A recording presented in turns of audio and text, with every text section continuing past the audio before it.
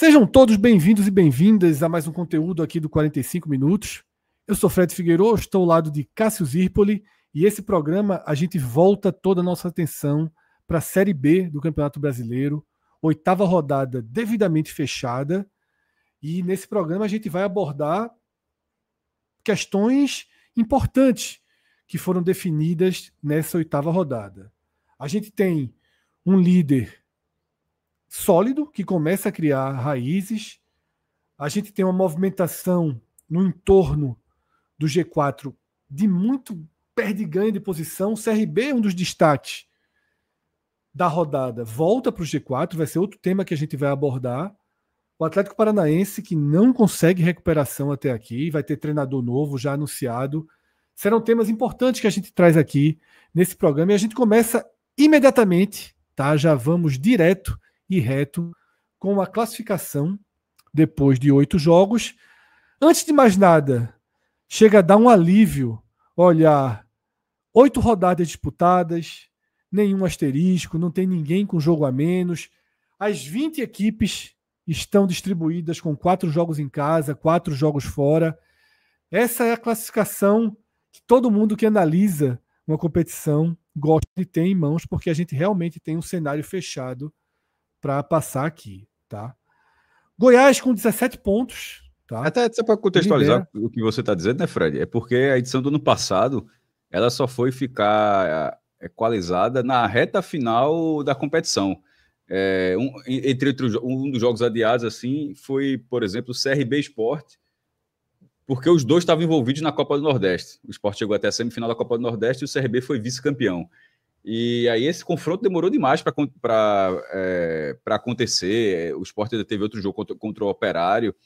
E no caso era um time que estava brigando pelo G4, que efetivamente ficou no G4 e ficava uma classificação o tempo todo ali desorganizada. Mas por enquanto não é o caso dessa edição. Perfeito, Cássio. A gente tem o Goiás liderando com 17 pontos e que nessa rodada empatou fora de casa com o Paysandu. O Paysandu é um time que, por enquanto, é um capítulo à parte dessa Série B. Uma largada muito abaixo da expectativa. O time estava dividindo o foco, mas já tem um problema grande aí para buscar. Não em termos de rebaixamento, que 4 pontos ali, dentro do contexto de lutar pela permanência, tá ok, mas, de fato, assim, já é muito difícil a gente pensar no Paysandu disputando acesso nessa temporada, tá? Pelo menos não perde muito, tá? Assim, um time duro, é um time duro. Junto com o Amazonas, são os únicos times que, como a gente tá vendo na classificação, são os únicos times que não venceram, mas nas últimas 5 rodadas são 4 empates e 1 derrota. Assim, e tem dado um pouco de azar. Por exemplo, pegou o Goiás agora, que é o líder do campeonato, e na rodada anterior até vencia, né? Assim, chegou a fazer 2-0 no América Mineiro, fora de casa, mas cedeu empate. Perfeito, Cássio. A segunda posição é do Vila Nova, tá? O Vila Nova que nessa rodada venceu um jogo duríssimo, né? O Atlético Paranaense, favorito, número 1 ao acesso. O Vila Nova vence em casa, tá? E chega aos 16 pontos, tá? O Remo conseguiu um empate importante também, fora de casa, contra o Atlético Goianiense, jogo duro. E o CRB, Cássio, fecha o G4 vencendo o Criciúma, tá? Então, aqui eu queria destacar que da rodada passada para essa, a única mudança, Cássio, foi o CRB entrando no G4, voltando. Mas eu queria destacar que Vila Nova e Remo, por exemplo, que são times que já estavam, conseguiram resultados que chamam a atenção, porque o Vila Nova ganhou de um Atlético Paranaense, que queira ou não, tem uma força, e o Remo, pô, eu sei que o Atlético Goianiense está lá embaixo, o Atlético Paranaense está lá embaixo, mas são times que a gente aposta muita ficha. E o Remo mostrando uma força também fora de casa. Ou seja, não estou dizendo que esse G4 tem cara de G4 e vai terminar longe disso. Historicamente isso não acontece. Mas são times que estão mostrando, os 4 times estão dando razões para estar aí. A gente não vê uma brecha de tabela, né? São times que a cada rodada vão se provando, Cássio. Fred, na verdade o G4, pelo menos nas últimas rodadas, ele tem tido ali três cadeiras fixas, tá? na sexta, na sétima e na oitava, Goiás, Vila Nova e Remo ali se alternando nas colocações, mas ali no G4. Na sexta rodada estava o Cuiabá, que aí saiu, entrou o Avaí, e agora nessa o Avaí saiu para a entrada do CRB, e perceba na classificação que o Avaí já foi para o 8º lugar. Tipo, do G4 para o 8º lugar mostra o quanto a competição está achatada, e a gente isso vai ficar mais claro para frente. A gente já tinha alertado algumas gravações, mas nessa vai ficar nítido também. E sobre o CRB, ele é um caso curioso, porque o CRB já liderou essa competição, liderou na terceira rodada, porque acho que foram 8 times que começaram vencendo, depois foram 4, e na terceira rodada só um conseguiu vencer todos os jogos. Na terceira rodada, o CRB era o único com 100% de aproveitamento.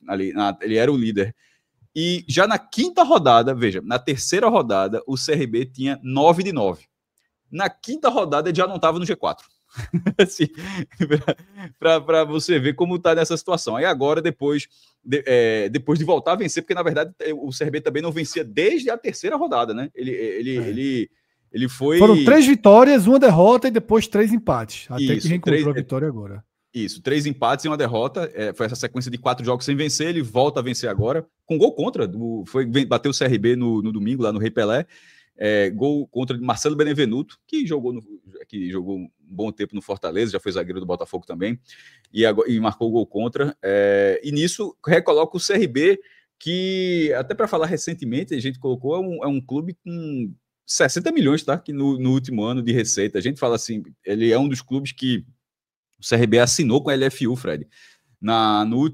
Em 2023, ele recebeu cerca de 10 milhões. No ano passado, 20 milhões. E nesse ano deve receber ainda. Pode até ter recebido já, mas enfim, eu não vi nenhum comunicado oficial, mais 10 milhões. E tem uns quebrados, porque eu acho que juntando tudo no líquido é quase 42, 43 milhões de reais para vender 20% dos direitos pelo Brasileirão por 50 anos. O CRB é da LFU e assinou. Então, é um clube que tem uma receita, e mesmo se você tirar o dinheiro esse dinheiro extraordinário da Liga, já vinha sendo um time com receita acima da média na Série B.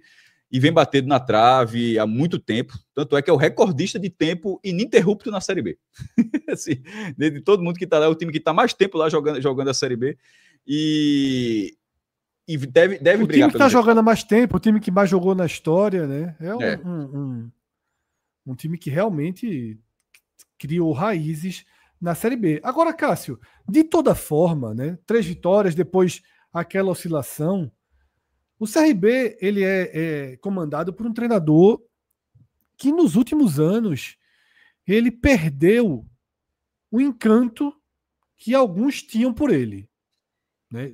Ele nunca foi unanimidade. Eu acho o encanto demasiado, tá? Eu acho que também acho, concordo. Um encanto demasiado. Mas até esse encanto demasiado vinha se esvairindo, né, Cássio? E pelo menos é um bom começo de trabalho ali no CRB.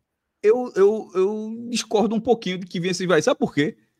Porque para mim já é muito... Detalhe, vem dando certo. Mas para mim já é muito surpreendente que o CRB tenha demitido o Lousa e tenha de Barroca. Isso mostra que não estava derretido. Assim, que a imagem de Eduardo Barroca ainda estava ali. Porque, assim, o CRB ter apostado em Barroca para esse início de Série B, eu já achei muito surpreendente, Fred. Eu achava que o mercado de Barroca já estava descendo mais um pouquinho. Que não seria ali... Mas, enfim. Então, mostra que havia essa imagem. Aí, só para... Eu falei, o time há mais tempo. O CRB está desde 2015, tá na Série B. Ele saiu da C... em 2014, passou rapidamente lá, caiu e subiu, e desde 2015, ou seja, 11 anos seguidos jogando, sem sair do canto ali. E sobre Eduardo Barroca, não dá, a gente faz essa ressalva, mas também não dá para tirar o mérito dele, porque o CRB de Louser foi uma decepção. É um CRB campeão alagoano, mas é um campeão alagoano fazendo um gol dos últimos lances lá contra o Asa de Arapiraca, um VAR complicadíssimo. Me lembrou até um pouco, Fred, um pouco o título do Sport. Sabe aquele, o Sport ganhou o Pernambucano, a gente tá dando exemplo porque nós somos aqui do Recife, ganhou o Pernambucano, mas ganhou de um jeito assim que não empolgou muita gente, não. Eu acho que o CRB, embora tenha sido tetracampeão alagoano, que para o cenário local é a maior sequência, vai tentar o pentacampeonato ano que vem, que seria marcante para o futebol do estado. Então, assim, a sequência, ela dá peso, mas o rendimento na final e a eliminação na primeira fase da Copa do Nordeste tiraram lousa. Tipo, o cara foi demitido, Fred, sendo campeão alagoano. Mas a aposta me pareceu muito arriscada, mas nesse momento vem. E aí, detalhe, ainda perdeu o Anselmo Ramon, tá? Assim, vai para a Série B, ainda perde o atacante. Então, eu acho que esse G4 tem muito mérito de Barroca. Para ser justo, tem a crítica e tem a justiça, acho que naturalmente tem que existir aqui na análise. Eu acho que esse G4, não sei se com o Lousa estaria se estaria nessa área, tá, Fred? Eu acho que tem a assinatura de Barroca para estar nesse bom início. Perfeito, Cássio. Eu vou passar agora uma tela, trazer para a gente acompanhar uma tela que mostra um pouco, Cássio, da dança de cadeiras que vem sendo essa Série B. A gente vai passar pelos 10 primeiros colocados, tá, nessa tela. Porque.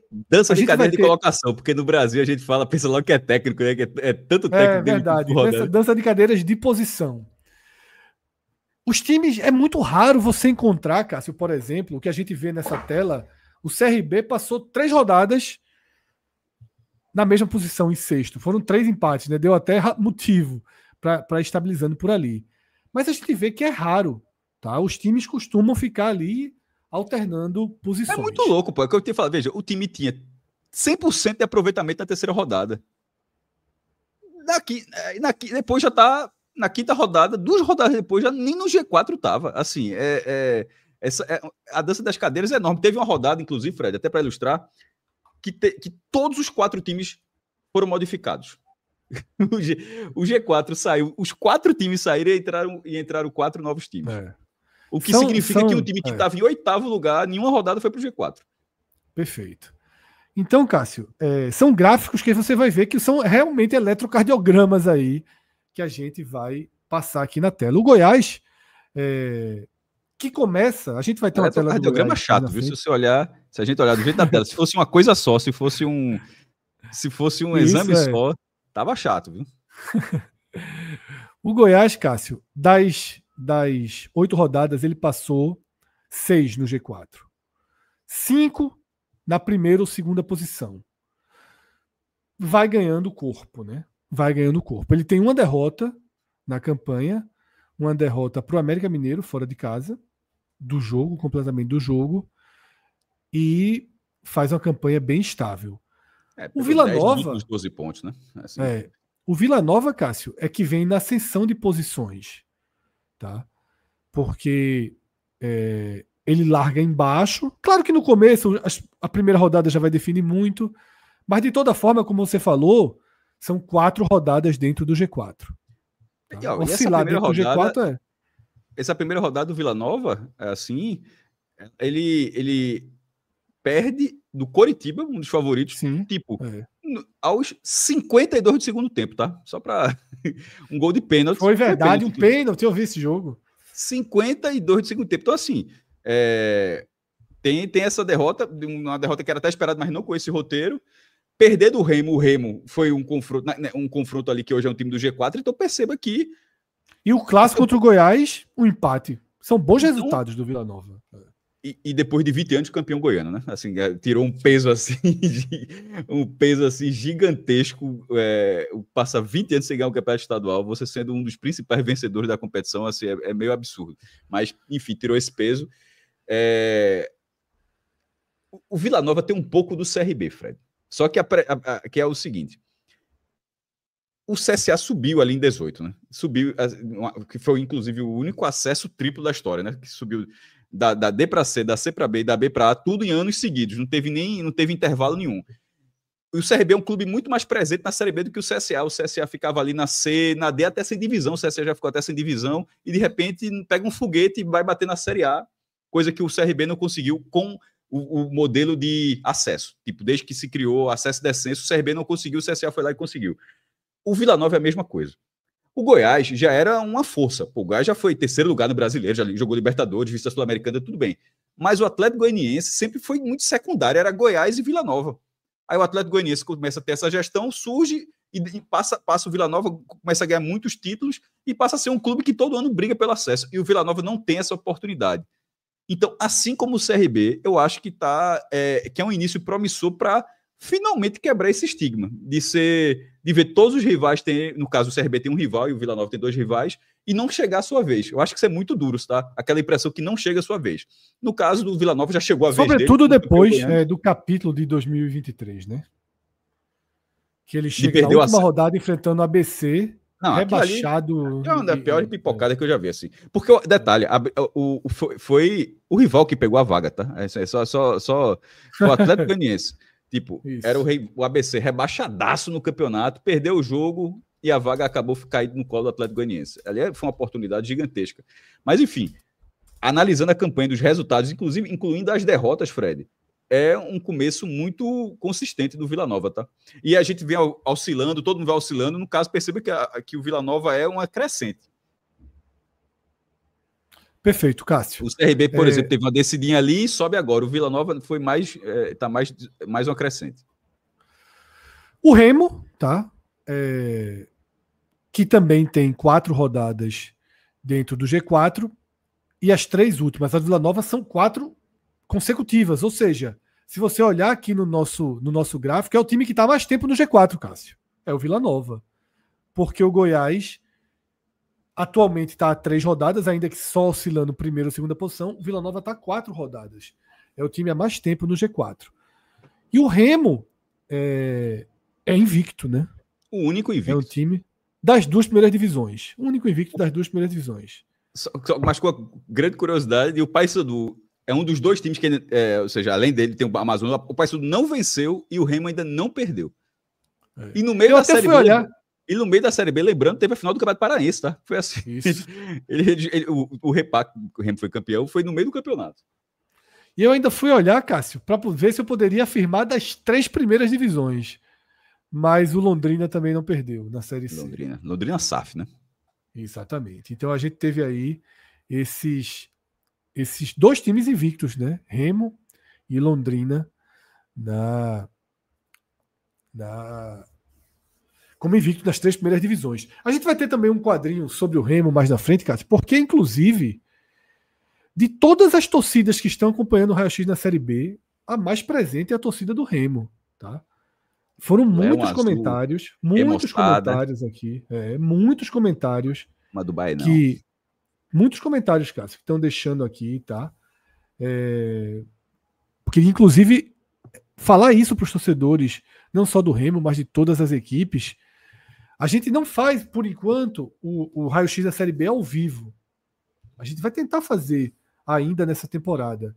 Mas isso não significa que a gente não está lendo os comentários, tá? A gente lê todos os comentários, inclusive, antes de começar esse programa, eu reli vários e li os novos, né, que chegaram.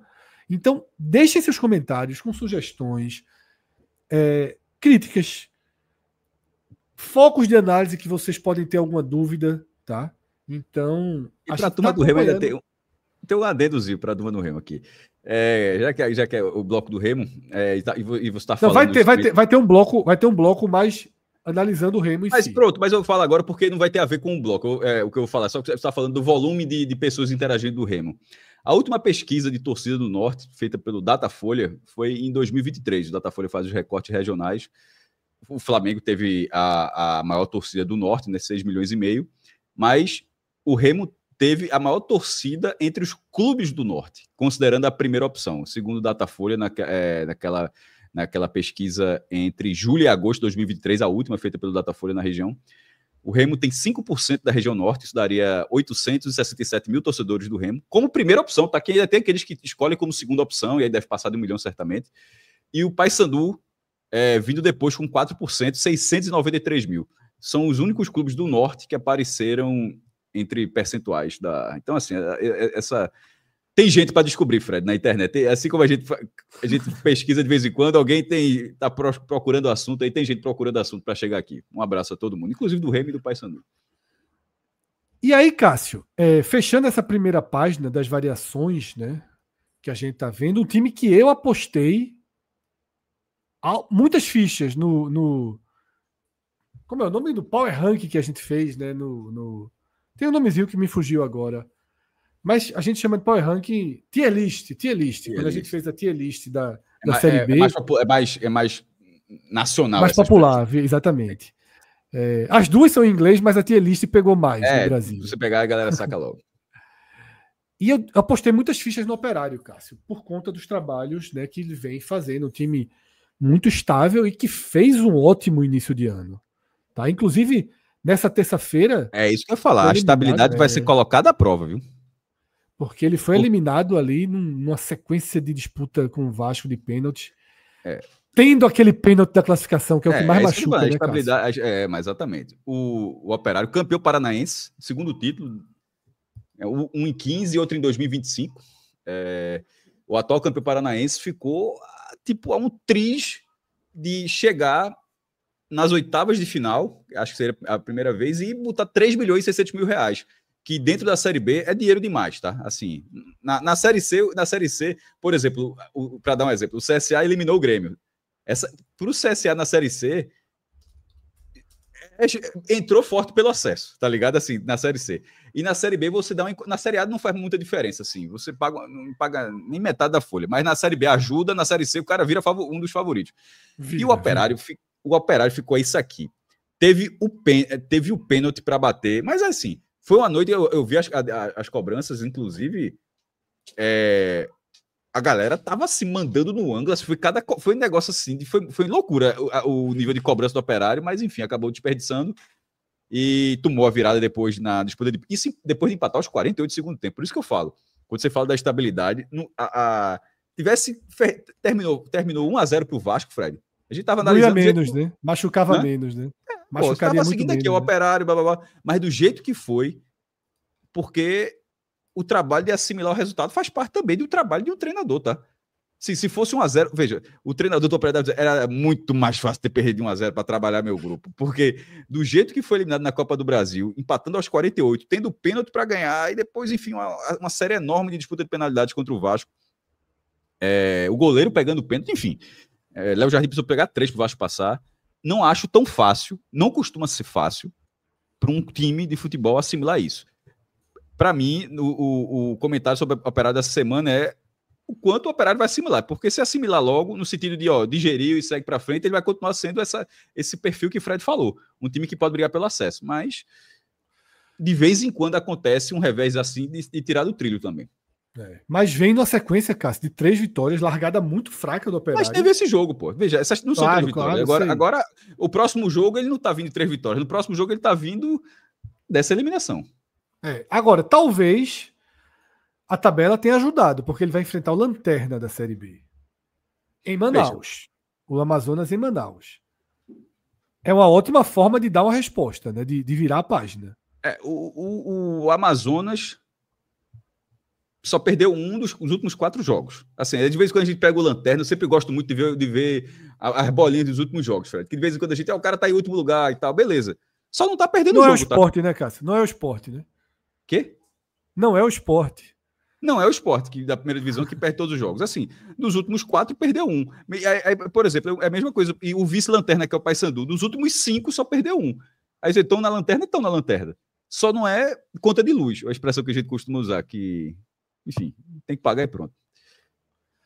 Perfeito, tá? Vamos analisar do 6º ao 10º nesse nosso diagrama, tá? A gente tem uma Chape, Cássio, que não entrou ainda no G4, mas vem fazendo um campeonato de recuperação também, tá? Um Curitiba muito oscilante, mas que jogando basquete, Curitiba. Mas que teve um resultado bom na rodada, né? Um jogo duro contra o América, o Curitiba consegue vencer. O Avaí, que teve aquela ascensão rumo à liderança, mas oscila negativamente, fez apenas aí. Vem mal nas últimas rodadas. Exatamente, um pontinho dos últimos 9. E cai para a 8ª posição, né? O Avaí de Jair Ventura. Mas é aquela coisa, está em 8º lugar. A gente tem que ter o cuidado de dizer que a gente está valendo o 8º lugar, que na rodada passada era o 4º. Então, assim, não é que ele não tá assim, 8º lugar com a âncora que não tira ele do canto. Ele tava, era G4, era grupo de acesso na rodada passada. E nessa rodada ele empatou fora de casa, né? Ou seja, queira ou não, é um desempenho melhor. Inclusive, Ferroviária é Avaí e Chape. Ferroviária, clássico, é? Clássico, a final, reeditando a final do estadual, Avaí e Chape. Novo Horizontino, Cássio, um time que a gente apostava muitas fichas, mas aí veio uma mudança de treinador inesperada, a saída de Eduardo, de forma até abrupta, mas que começa a voltar e a fazer parte desse contexto aí, tá, das principais forças. Eu falei que a gente ia ver 10 times, mas na verdade a gente vai ver 14 times, tá? Vocês podem estar percebendo aí na tela que nós vamos ver 14 times, porque é justamente quem a gente está considerando 100% inserido na briga. O Cuiabá de Guto, né, que ficou 4 rodadas dentro do G4, tá? Assim como o Coritiba ficou. Ele vem em queda livre, o Cuiabá. A Ferroviária fazendo campanha de meio de tabela. E aí... Mas eu destaco da Ferroviária o famoso time chato. Tá sendo. Mais do que a gente imaginava. Não, uma derrota. Só assim... Uma derrota em 8 partidas. Assim, como é que você olha, pô, o time tá em 11º, 11º, mas só perdeu um jogo. Porque não ganha, mas assim, dificilmente é batido também. Esse é o chamado de dentro ou fora de casa, arruma um empate. E aí, Cássio, essa é uma pauta inevitável, tá? Não apenas 3 favoritos que estão longe demais do G4, tá? Esse longe demais em posição, mas em pontuação também já começa a ter algum incômodo. Afinal, o Atlético Goianiense está a 4 pontos do CRB. Já passou de uma rodada, né? Exatamente. Atlético Paranaense e América Mineiro a 5. Ou seja, são favoritos que estão ficando para trás. Mas, sobretudo, no Atlético Paranaense e no América, estão em queda. Não é só que estão ficando para trás. É que vivem um momento de queda considerável na competição. O Atlético Paranaense já tinha demitido, né, Barbieri, demorou muito para anunciar um novo treinador. E no dia que a gente está fazendo esse programa, anunciou Odair Hellmann, um treinador caríssimo, tá, Cássio? Eu posso até dizer isso porque foi o primeiro nome que o Sport considerou. Veja, não tem como não ser caro. O cara tá 2 anos na Arábia Saudita. Pô. Após a demissão de Pepa, Cássio, o Sport... O primeiro nome que o Sport visualizou foi o de Odair Hellmann. E Pepa recebia... Insisto, independentemente da proposta do Sport, o cara tá 2 anos na Arábia Saudita. É impossível estar recebendo pouco. Pepa recebia 600 mil reais, pô. Pra assustar o Sport, não foi um cara que pediu 700. Tá? Foi um cara que deve ter pedido algo muito próximo de R$1 milhão. E haja ficha do Atlético Paranaense na Série B, né, Cássio? Você gastar aí R$1 milhão, eu não faria. Não, tô falando aqui por alto, mas vamos trabalhar. Mas não vamos trabalhar por menos de 600. Porque se assustou o Sport, tá? Claro. A gente tá partindo de uma informação. Não, mas sem se precificar o trabalho dos outros, mas só avaliando futebol, assim, seria uma insanidade um salário desse para o Odair Hellmann nesse momento. Mas enfim, o Atlético Paranaense tem caixa, lembrando que é um clube... o Sport pode ter caixa, mas tem um limite. O Atlético Paranaense, o limite do Atlético é bem maior. Muito maior. Eu só destaco tanto que trouxe o Odair Hellmann que o Sport não conseguiu. Para a Série A o Sport não conseguiu, ele conseguiu para a Série B. E...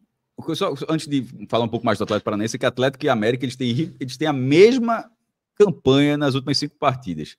Venceram, e depois perderam 2, empataram e perderam agora. Assim, 1 ponto nos últimos 12, e antes desses 4 jogos, uma vitória. E inclusive tem a mesma campanha no geral. Tem 10 pontos com 3 vitórias, 1 empate e 4 derrotas. E são 2 dos maiores favoritos. O América pela organização, pela estabilidade que costuma ter, o nível de pressão um pouco menor... Do Atlético é natural que tem uma pressão muito maior, como você mesmo já falou nesse programa aqui, que é o favorito número 1. E detalhe, ao acesso, para mim continua sendo, é porque em algum momento ele não conseguiu acesso, não é que ele não deixou, não é porque ele não era favorito, não é porque ele frustrou se ele não conseguiu acesso, simplesmente ele decepcionou. A galera de vez em quando tem que entender um pouco da lógica. Mas o cara se dizia que era favorito e não subiu, veja, significa que não correspondeu ao favoritismo e tal. É o caso do Atlético. Agora o cara falar que o Atlético Paranaense, se alguém achar que o Atlético Paranaense não é o favorito dessa edição, não faz o menor sentido. Porque toda a estrutura e questão financeira que o clube sempre teve na primeira divisão, não tem, e o caixa que fez na saída de alguns jogadores, né? De 24 para 25. Mas, como você falou, Fred, uma rodada já para entrar no G4, não, aliás, uma rodada não ser suficiente para entrar no G4 já é chato. É o velho chatinho. Não chega a ser chatinho ainda, não. O chatinho é pior do que chato. Chatinho é pior que chato, é? Eu acho que. É porque eu nunca uso chato, sempre uso chatinho. Acho que chatinho é quando tá ali, já tá matando na unha. Mas enfim, não sei. Agora, confesso que eu não lembrava como era antes a ordem, não. Mas, dizendo agora, a situação do Atlético ainda é. Assim, 2 rodadas entra, tem muito campeonato, tem. Mas também tem muito resultado. Assim, tem um 4-1 do Botafogo dentro, depois tem um empate. Tem muito resultado ruim, assim. Não é que o time está tropeçando. Fred, não é que está faltando pouco para o Atlético Paranaense. Está faltando muito, na verdade. Sabe? É a bolinha na trave, é o goleiro que deu. Não está faltando pouco. Classificou na Copa do Brasil com dificuldade. Eu ia dizer exatamente isso, até dizer. Avançou na Copa da Copa. O Brusque caiu para a 3ª divisão. É um alento, porque ali garante dinheiro o Atlético tem, mas sempre é importante conseguir mais, né? E quero não vai fazer um jogo de 8ª de final. O Atlético Paranaense é um clube de muita força na Copa do Brasil. De 2013 para cá, jogou 3 finais. Só para o time disputou 3 vezes. Inclusive 2013, num ano que estava voltando para a primeira divisão, já fica ali, faz aquela campanha. Para mim, assim como a gente diz que é o favorito número 1, claro que é a maior decepção. E a segunda maior decepção para mim é o América Mineiro. Mas, mesmo eles tendo a mesma campanha, o estágio de decepção tem uma diferençazinha, tá? Assim, a campanha dos dois é rigorosamente a mesma campanha no geral e o desempenho recente, são idênticos. Mas a frustração atlética é maior, porque os resultados foram visivelmente piores e no momento que o Goiás começa a dar, no momento que a gente está falando de um G4, onde 3 rodadas, 3 times ficam juntos lá, é chato, porque você começa a ver que tá tendo a rotatividade, mas também tem aquele clube, aquele perfil de clube que talvez não vá sair dali tão fácil. A gente falou que tinha uns 6 times favoritos a esse acesso. Não dá para no campeonato que você tem 6 times que você, na 8ª rodada, que você seja o 13º lugar. Cássio, eu falei da tier list, tá? Vou passar rapidamente aqui a tier list que a gente fez antes da primeira rodada, porque daqui a 2 rodadas nós vamos refazer. É uma tradição. A da Série A vai mudar demais, meu Deus do céu. A da Série A só vai ser depois da 12ª, quando parar Eita, não tem como, porque mesmo com os jogos faltando. Mas a gente faz a nossa tier list e a gente pode fazer. É das observações técnicas da gente, né? E, obviamente, de quantos pontos cada um conseguiu. Eu nem acho que vai mudar tanto, viu, Cássio, a da Série A. Mas a da Série B tá aqui na tela. Obviamente, a gente já enxerga aí CRB e Remo precisando subir alguns degraus. Agora, por que eu tô trazendo pra gente mostrar aqui? Sem ser nada definitivo.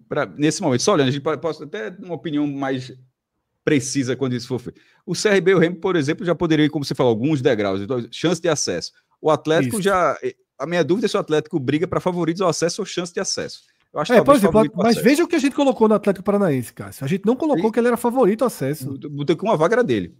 A gente definiu que o Atlético Paranaense... Então, aí nesse caso, eu acho que ele vai ter que descer. Para mim, hoje ele é favorito ao acesso. Para mim, ele desce. Eu não tenho mais certeza que o Atlético Paranaense vai subir. Tá? E eu botei justamente para ilustrar isso que você falou. Agora a Ferroviária ali tá guerreira, viu? Alto risco de queda. Essa daí é o nosso maior ajuste, talvez. E esse alto risco foi quase nos nossos freios para não botar. O alto risco de queda está na frente do vai subir. Só para dizer isso. A Ferroviária está na frente do Atlético Paranaense na classificação. Na 10ª rodada, nós vamos refazer essa tier list. Não só eu e Cássio, a gente vai trazer todo mundo que participou da montagem. É um produto dessa clássico. Tier list. Pode. Exatamente, tá? Então, na Série B a gente faz depois da 10ª rodada e ao fim do primeiro turno, que aí fica mais fácil. E na Série A, dessa vez, esse ano, como vai ter uma parada, a gente vai fazer ao fim da 12ª rodada e também ao fim do primeiro turno.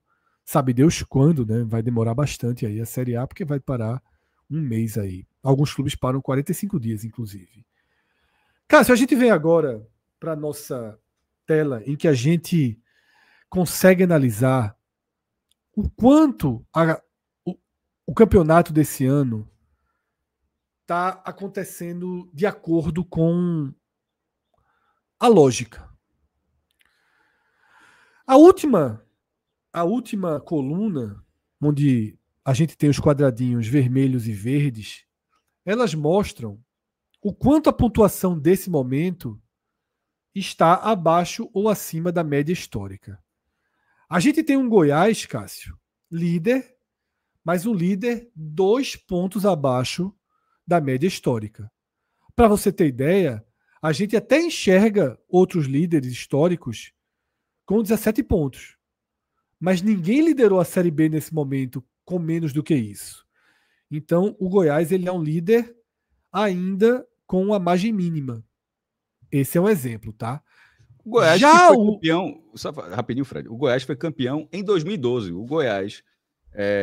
Não estou dizendo que era o Goiás, nem lembro se o Goiás era o líder nessa altura, mas vou te o dizer líder agora, da edição, vou abrir aqui. Mas o líder da edição que o Goiás foi campeão já tinha 21. Isso. Que é justamente Vou te dizer agora, Cássio. 21.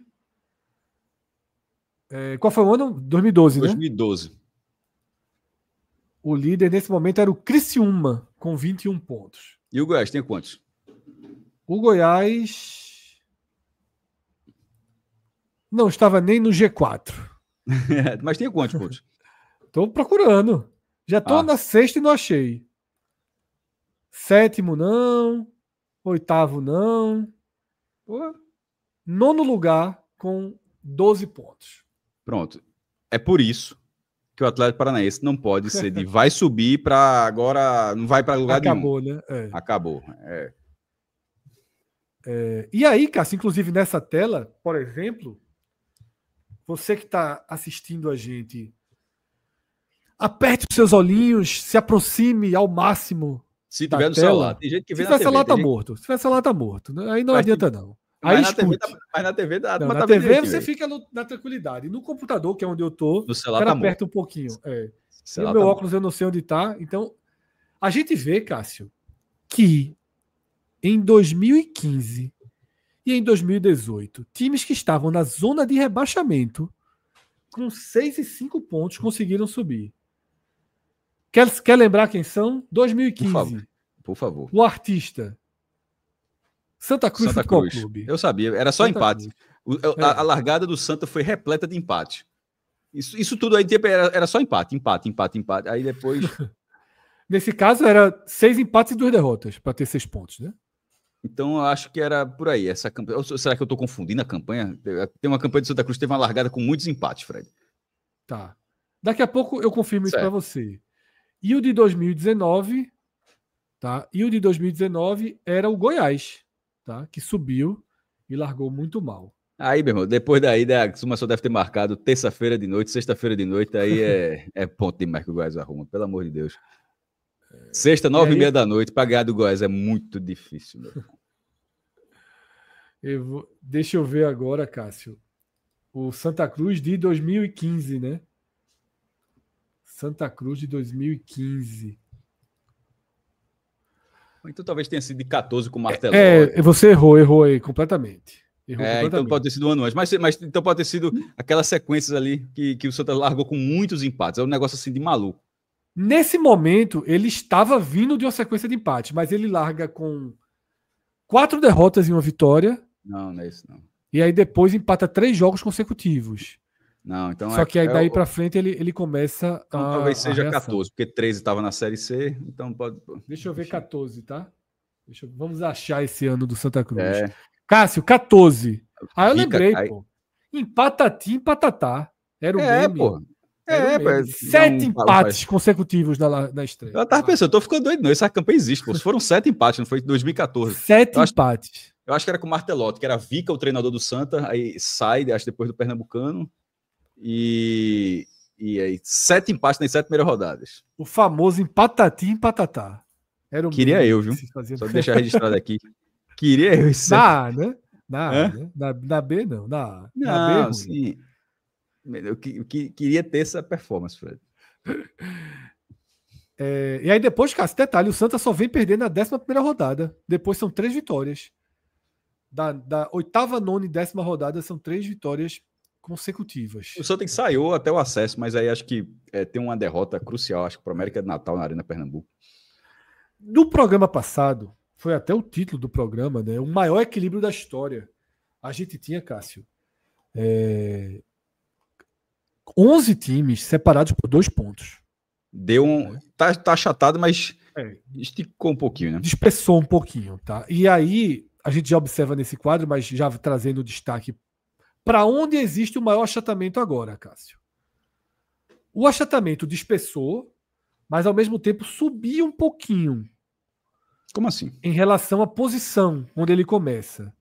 Existia um achatamento principal de 2 pontos separando quarto do 14º, se dissipou. Agora a gente tem ali 8 times separados por 3 pontos. Do 2º ao 9º. É uma vitória ainda. Mas observe que é a 2ª vez na história, a 3ª vez na história que isso acontece, tá? Só tinha acontecido em 2007 e 2010. A média nesse momento, Cássio, do 2º para o 9º é 5,2. Ou seja, aqui a gente tem um foco, um novo foco de achatamento, mas um foco menos fora da curva. Aquilo que a gente viu na rodada passada, aquilo ali é uma distorção histórica das maiores, né? Aqui já está mais dentro da normalidade. E avançando, Cássio, para falar um pouco do Goiás, tá? Que a gente destacou como líder, né? O primeiro time que passa 2 rodadas consecutivas na liderança. Eu fiz um levantamento que de 19 líderes até aqui, na 8ª rodada, 12 subiram. Eu acho significativo. Né? 12 subiram.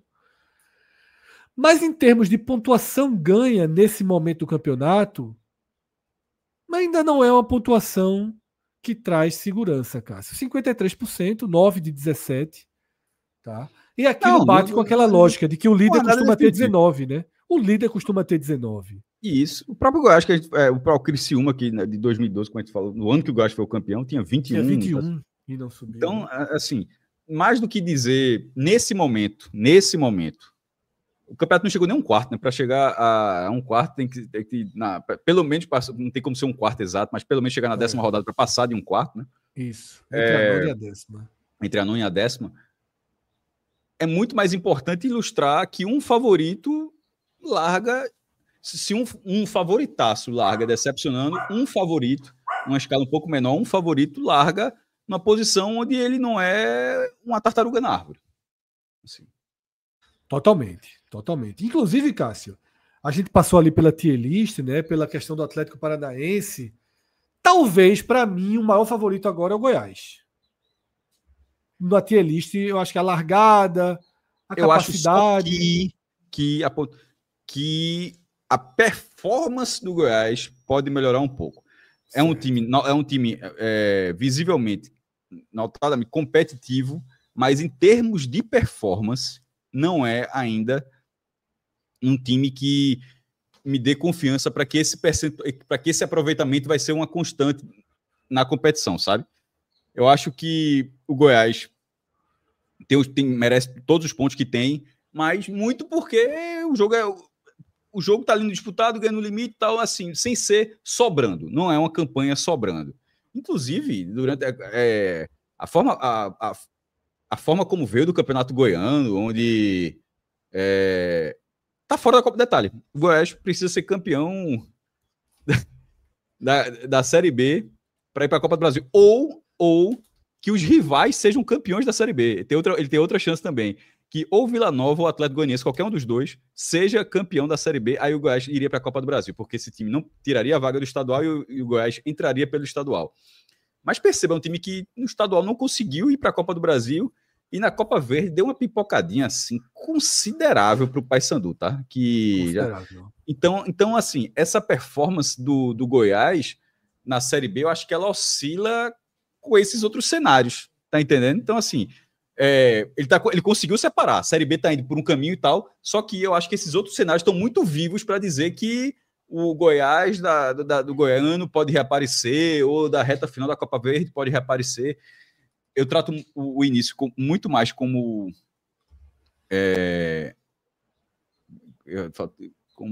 faltou até a palavra aqui. Animador, um animador do que condizente exatamente com o que vem jogando.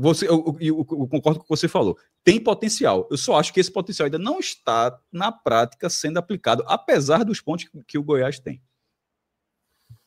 Perfeito, ou seja, pro torcedor do Goiás que deve estar puto agora, veja, eu tô achando que o Goiás tem capacidade para jogar mais, tá? De repente, porque de vez em quando a gente fala, a galera não entende um pouco. Embora o Goiás seja líder, eu acho que o Goiás tem capacidade para jogar melhor do que ele vem jogando. Eu acho que ele está conseguindo algumas vitórias perto do limite, e nem sempre o limite você consegue sustentar, Fred, tá entendendo? De vez em quando, aí numa dessa que não sustenta, deixa de ser líder, acontece como o CRB. Aí era líder, depois 2 rodadas depois, nem no G4 estava. Perfeito, Cássio. Só destacando, você falou sobre a importância do Goiás não só subir, mas ser campeão para poder jogar a Copa do Brasil, tá? 3 times com 3 times que não é pouca coisa, tá? É bem relevante assim. É. Até porque não jogou, seriam 2 anos assim não dá para o Goiás ficar um time que não joga a Copa do Brasil. Chapecoense, Joinville e Portuguesa em 2020, 2014 e 2011 conseguiram ser times campeões largando com 17 pontos. Com perfis bem diferentes. A Portuguesa é a Barcelusa, que fez uma pontuação ali de trator, tá para vendo 81 pontos. Isso. A Chape, embora tenha feito 3 a mais que o Joinville, mas a Chape ganha na última bola do campeonato. Um pênalti lá no último lance e vence o jogo e passa o América Mineiro. No último critério, eles terminaram até empatados na Exatamente. Lisca fala desse lance para a vida toda. Mas não sei se ele tá errado, não. Mas segue o jogo aí. Era Chape de Loser contra América Mineiro de Lisca. Pronto. Para o futebol, aquele lance, com todo respeito, produziu Humberto Lousa. E aí a gente vai agora, Cássio, para um bloco direcionado a uma análise do Remo, né, que é o único invicto das 2 primeiras divisões. Mas como eu falei, Cássio, a gente está recebendo muitas mensagens, tá? Nesses programas que a gente faz de raio-x da Série B. Teve a mensagem até de um torcedor da Ferroviária, né, Gilberto, dizendo, por favor, parem de chamar a Ferroviária de Araraquara de ferroviário. Por favor. Primeiro, não precisa pedir por favor. Não precisa pedir por favor. 75 anos de história. Eu não lembro, Cássio, da gente ter chamado de ferroviário. Mas se saiu, eu não acho que também o cara escreveria isso. Claro, veja só, o que eu quero dizer é o seguinte, se fui eu, desculpa. Se foi Atos, a gente cobra dele no próximo programa, porque ele faltou esse programa. Um insider. Mas se enfim, Atos, se escapou... Não nos responsabilizamos. A gente vai botar um item, Cássio, aqui. Não nos responsabilizamos por conteúdos falados por Atos Rildo. Mas, enfim, sendo Atos ou sendo um de nós aqui, você tá certo. Não precisa pedir, por favor, não. Se saiu ferroviário, num clube que se chama Ferroviária, é óbvio que você tá certo. Não precisa pedir, por favor, pra gente fazer o mínimo, que é chamar um clube pelo nome do clube, né? Exatamente. Mas, enfim, eu acho que eu nunca fiz isso. Mas, de toda forma, se aconteceu, não vai se repetir, peço desculpas. Até, não sei nem se eu fiz, mas se caso tenha acontecido, não vai se repetir. A Ferroviária, até porque ele tem razão, Band nos anos 90 era muito ali, fonte luminosa, viu? Inclusive, até o adendo, a fonte luminosa que é hoje, depois da reforma, o estádio mais parecido do mundo com o projeto do retrofit ali do Retiro do Esporte. Porque a curvinha que não vai ter a cobertura tem exatamente isso, uma curvinha no estádio da fonte luminosa. Eles cobriram tudo e colocaram. É o estádio mais parecido do mundo com o que seria ali do Retiro, um projeto que o Esporte Clube do Recife vai fazer para o retrofit dele. Cássio, veja se você vai gostar dessa jogada de palavras. Ou foi Atos, ou foram atos falhos nossos. Eita! Tem gente que ganha dinheiro com isso, fazendo.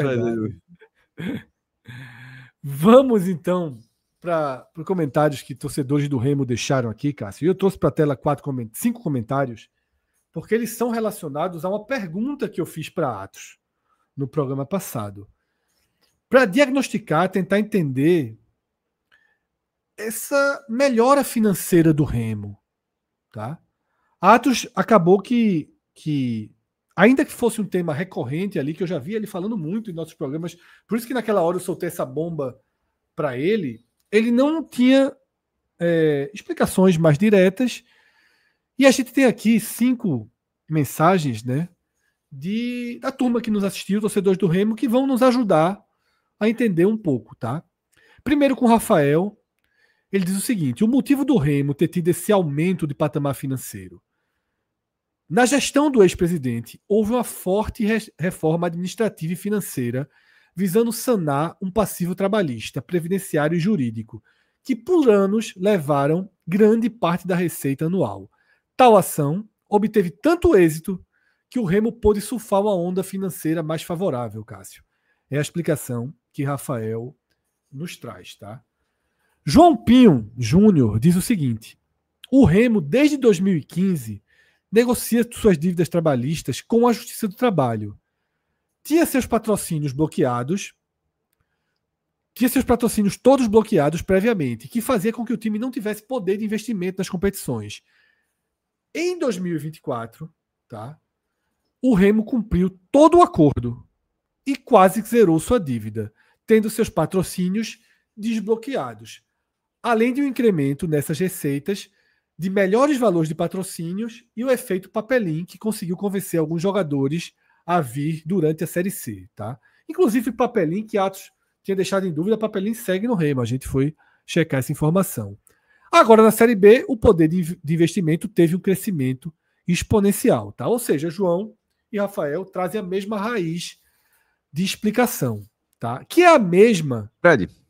Fala, Cássio. É só um parênteses sobre isso aí, porque que está falando nessa questão da questão trabalhista, sanar as dívidas e tal. No site do Clube do Remo tem a aba Transparências, só não está muito atualizada. O clube ainda não colocou o demonstrativo contábil referente a 2024 e o de 2023, embora esteja lá, o arquivo está quebrado. Você clica nele, ele não abre, né? Dá uma página errada. Então, o último que é possível enxergar qualquer coisa relacionada ao Remo é referente a 2022. Ou seja, embora a gente esteja em 2025, mas não tem o de 2025. 2025 está andando. Então, o atraso é não ter 24 e não ter 23. 24 não está publicado e 23 está quebrado. Em 22, a soma dos passivos circulante e não circulante, circulantes são pendências de curto prazo e não circulantes são pendências de longo prazo, daria 26 milhões de reais. Para um clube do tamanho do Remo, é a mesma coisa que a gente falava em relação ao Fortaleza. É um clube que bota 20, 30 mil pessoas com facilidade, num estádio enorme como é o estádio Mangueirão, com 50 mil lugares, e tem um passivo irrisório em comparação a clubes de massa Brasil afora, que é 100 milhões, 200 milhões, 300 milhões, 1 bilhão. Então, de fato, não dá para ver nos balanços mais recentes se a dívida foi basicamente zerada, como o comentário trata, mas em 22 a dívida já era muito administrável, sabe? Assim, 26 milhões para um clube de futebol, sobretudo agora que o Remo está na Série B. Ali havia um pouco de dificuldade porque o Remo era a Série C. Isso. Então tem uma outra receita, mas a lógica da Série B, que é o calendário completo, você tem uma cota de 9, 10 milhões da televisão, enfim, que tem outra relação de receita, é um passivo muito baixo. Mas enfim, esse é o último número à disposição e ele tem 2 anos aí de defasagem. Perfeito, Cássio. Acho que faltou só dizer, tipo, o passivo era esse, mas quanto era a receita do Remo? A receita do Remo era de 20 milhões. E em 2021 foi de 42 milhões. Então, assim, perceba que é um clube que tem potencial para ter grana. Um ponto importante, antes da gente seguir aqui, é que a gente vê muito isso, né, Cássio? Às vezes não há uma pressão pela divulgação desses balanços, né? Às vezes a própria imprensa do Pará não faz essa pressão, não tem essa cultura de ficar cobrando e observando os balanços, porque você faz isso, acompanha isso há muitos e muitos anos aqui em Pernambuco, e acabou sempre gerando essa cobrança. Em Pernambuco já há muitos anos os clubes mais ou menos cumprem, né? O Sport cumpre, o Santa Cruz esse ano não apresentou, o Náutico na maioria dos anos apresenta. O Santa prometeu até o fim de maio, faltam 9 dias. Isso, mas era para ter sido o prazo oficial, é o fim de abril, tá? Dia 1 de maio, todo mundo já tem que estar Isso está definido na lei, que os clubes realmente não cumprem. Tá? A gente vem aumentando essa pressão. Se vocês que estão acompanhando aqui o nosso canal observarem na aba de vídeos, vocês vão ter o raio-x financeiro, a análise financeira que a gente fez do Bahia, do Vitória, do Ceará, do Fortaleza, do Sport. A gente está lançando a do Náutico, está atrasada, mas a gente já gravou, está indo para ar, possivelmente nos próximos dias, né? E a do CRB, por exemplo, foi publicada, que não era um clube que tinha essa cultura. Então, já que começamos... Mas fica a crítica do CRB, viu? Foi publicado, mas o CRB, por exemplo, não diz quanto deve, não. Ele só trabalha a receita, o balanço dele. Ele não segue o padrão. Tipo, você vê lá as receitas, aí você lá vê as receitas e despesas. O balanço do CRB só tem isso, por exemplo. O balanço do CRB é um erro gravíssimo do CRB de dizer quanto é o passivo do CRB, subiu para quanto, caiu para quanto. Não tem. E já que iniciamos esse diálogo, né, com torcedores do Remo, do Paysandu, aqui a gente tem bastante torcedor do Vila Nova, do Avaí, Ferroviária apareceu. Cobrar transparência. Cobrar transparência. Vocês são parte importantíssimas nesse processo de cobrança de transparência do próprio clube, tá? Deixa eu ler aqui os últimos... Fala, Cássio, para completar. E só para encerrar esse tema, que eu falei, aquela variação que eu disse, de 22 e 21, é porque em 21 o Remo estava na Série B, tinha sido a última participação do clube, 42,9 milhões. É até bom para o cara ter mais ou menos uma base do que estar na Série B, que está na Série C. Tipo, 42, Fred, em 2021, na Série B, sendo rebaixado, 42,9 milhões. No ano seguinte, na Série C, gera 20,3 milhões, menos da metade. Essa é a diferença entre estar na Série B e na Série C. E assim, com novos contratos, assim, agora em 25, 4 temporadas depois, dá para imaginar o Remo tendo um volume de receita maior do que esse. Então, supondo que o passivo seja próximo ao que eu falei há pouco, de 26 milhões, juntando tudo, todas as pendências, é algo assim muito, muito abaixo do que a média dos clubes de massa do Brasil, mas muito abaixo mesmo. Perfeito. Os comentários de Michel e Lenilson são na mesma linha, tá? Dos primeiros que a gente leu. Michel diz que o Remo é um clube sem dívidas. Era um clube com uma demanda muito grande trabalhista. Hoje o clube sanou as dívidas trabalhistas. Tem um departamento jurídico muito bom, que cuida do financeiro. E mais, tem uma torcida apaixonada que não abandonou o time nem no fundo do poço. No sem Remo, dívidas é algo que, infelizmente, deve ser dito, mas não é o que os balanços trazem, né? Assim, esse sem dívida. Por isso que é importante ter os balanços divulgados. Porque alguém fala, não, o Remo zerou a dívida. É muito improvável que seja um clube sem dívida. Pode ser um clube com dívidas baixas, como eu estou falando, com abaixo da média, mas na força da expressão sem dívida é muito improvável. Mas, enfim, se alguém fala e não tem a publicação, como é que fica? E ele reforça que no Remo o salário é pago em dia, né? E também todas as contas, o foco é a primeira divisão. Lenilson diz que o clube do Remo sempre iniciava o ano com suas cotas bloqueadas por dívidas trabalhistas. Né? O presidente anterior, mesma história, sanou todas as cotas, fez uma cerimônia comemorando o fim das dívidas.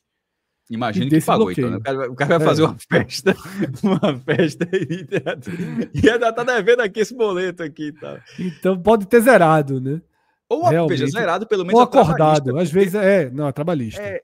Exatamente, porque tem dívidas trabalhistas, tem dívidas tributárias, tem obrigações, tem assim, é uma série de coisas. Mas as trabalhistas geralmente são as que impactam mais, porque a Justiça do Trabalho ela é muito ativa, e acho que tem que ser, inclusive, ela é muito ativa nesse ponto, e, por exemplo, enquanto as dívidas tributárias com prefeitura, governo do estado, governo federal, você sempre consegue dar um jeitinho, refinancia e tal, a trabalhista não, é o que ele fala. Pega lá, Fred, dá uma butada, dá um golpe lá em cima, bloqueia uma cota de TV, tira 100 mil, tira 200 mil, bloqueia uma renda de jogo, e a trabalhista é algo que realmente precisa ser prioritário nessa questão. Perfeito, Cássio. E um último comentário, né, de Marcel Machado, que diz que a folha do Remo já passou de 4 milhões e vai passar de 5 milhões no decorrer da Série B. Isso é folha para subir para a Série A? Tá? Tem que ter, eu só não vejo, tá? Eu sou muito sincero, Marcel. Eu só não vejo esses 4 milhões em campo, tá? Nos jogadores que ali estão, parece pesada. Tem que ter um bom investimento para subir E ele está, acho que, dizendo que a gente pensa que era a folha média. Veja, repito, se essa folha tiver entre 4 e 5 milhões, eu não consigo identificar no time razão para tanto investimento no time que aí está. Detalhe, é óbvio que o time está rendendo bem.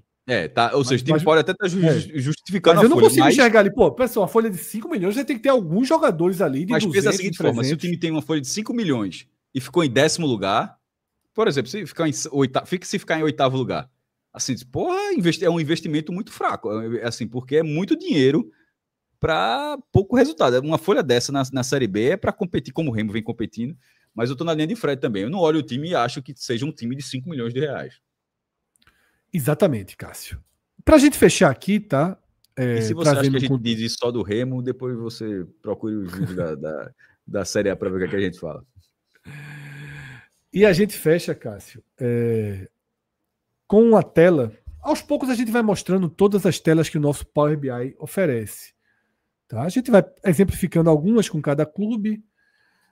Na Série A a gente acaba utilizando já muitas telas há muito tempo, mas tudo que a gente tem de conteúdo da Série A, a gente também tem disponível na Série B. Tá? E aqui, Cássio, é aquela estratégia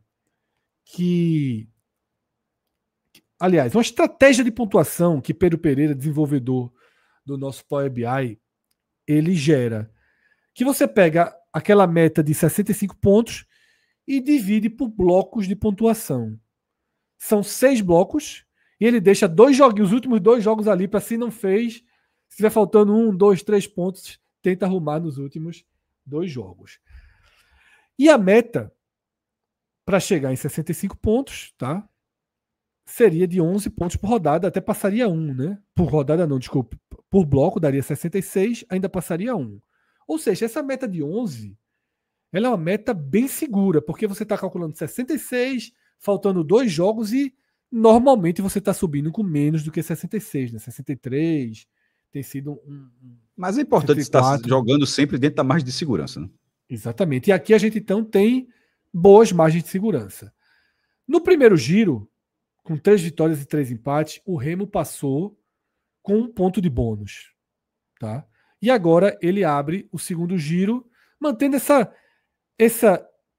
lógica de empata, vence, só inverteu, né? Porque era empata, vence, agora vence, empata. Mas ele tem uma tabela com uma oportunidade grande. A lógica inverteu pela mudança do mando de campo, né? Mas assim, ele continua dentro da lógica de ele ganha em casa e empata fora. É um negócio assim de maluco, inclusive. Agora, Cássio, eu, se não me engano, contra o Atlético Goianiense, certamente ele levou o gol no finalzinho. Mas eu acho que na estreia contra a Ferroviária também levou gol de empate no apagar das luzes. Tá? Ou seja, 2 jogos fora de casa. O Remo tem 4 jogos fora de casa e 4 empates. E 4 jogos em Belém com 4 vitórias. Mas, se minha memória não 49 do segundo tempo, o gol da Ferroviária de Araraquara. E agora, olha aí com o Atlético Goianiense, que o Atlético Goianiense foi para lá dos 45 também. Qual foi a rodada? Agora, 8ª rodada. No finalzinho do jogo, o Atlético Goianiense empatou. O Remo esteve muito próximo de vencer esses 2 jogos, né, contra o Atlético e lá no comecinho contra a Ferroviária. Gol foi no fizinho também. 50, porra, que maldade mesmo. 50 do segundo tempo. Veja só. 4 pontos se foram aí, com um gol aos 49 do segundo tempo. O psicológico tá forte, viu? 50. Porque isso aí que eu falei, o psicológico aí tá forte. Uma dessa aí, a chance de dar uma morgada por algum tempo existe, mas... Impressionante. O time teria mais 4 pontos, Cássio. Veja que largada, né? Seria mas líder. Ao mesmo tempo, a receita 3 em casa, 1 fora, é suficiente para você ser G4. Exatamente. A prova é isso. Você vai bem, né? Você vai passar dos 70 pontos.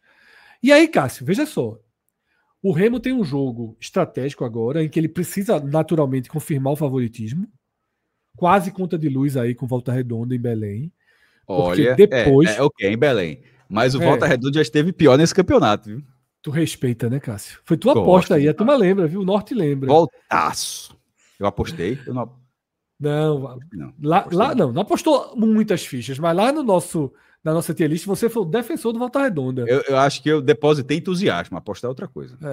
Depositou entusiasmo, porque a gente fala, não, que desmonta no Campeonato Carioca, mas rapaz, mal o campeonato, você fez uma defesa... Vocês colocaram o time ali tá quase saindo do Z4 já, viu? Melhorou, já deu uma melhoradinha, já não perde só tem uma derrota nos últimos 5 jogos, não é pato morto não, viu? Uma derrotinha nos últimos 5 jogos. Continha de luz pro Remo em Belém, porque depois, Cássio, CRB fora, Operário em casa, Atlético Paranaense fora, e um clássico. Ou e o clássico é duro, que apesar do título paraense, mas perdeu o jogo, aí foi ganhar nos pênaltis. Então. E ele ainda gasta um mando no primeiro turno no clássico, né? Ele ainda gasta um mando. Ou seja, Cássio, tem que ganhar, porque depois a sequência dura. Muito dura. Agora, né? Não, eu tô Remo nesse campeonato. Gosto de Daniel Paulista. Remo, tudo Remo. E a torcida do Remo abraçou aqui, a gente retribui, né? A gente prometeu, veja só, que tem uma dívida moral com o Goiás, porque o Goiás... E aí o resto vai por si só. Não, só esses dois. O resto vai por si só. Não, eu vou por si só do Goiás. Não, pô. Remo e Goiás. Goiás pela dívida. Subiu o Sport, subiu o Ceará no passado ali. Goiás ganhou na última rodada. Remo, abracei de graça. Os outros dois que se viram. Eu acho que a gente chegou a falar o Paysandu também. Era Remo, Paysandu e Goiás. Era a dupla de Belém. Acho que era isso que a galera chegava. Fosse, era dupla. Eu acho que era a dupla de Belém, que a galera falava, pô, não tem como... Apoiou muito no começo a turma larga. Mas não apoiou não, porra. É uma derrota importante. Tu não tá aceitando que o time é lanterna perdendo pouco. Acontece, Fred. Nem todo mundo é lanterna perdendo todos os jogos, não, porra. De vez em quando o cara pode ser lanterna batendo, trocando tapa, pô, também. Não é só levando na cara, não, porra.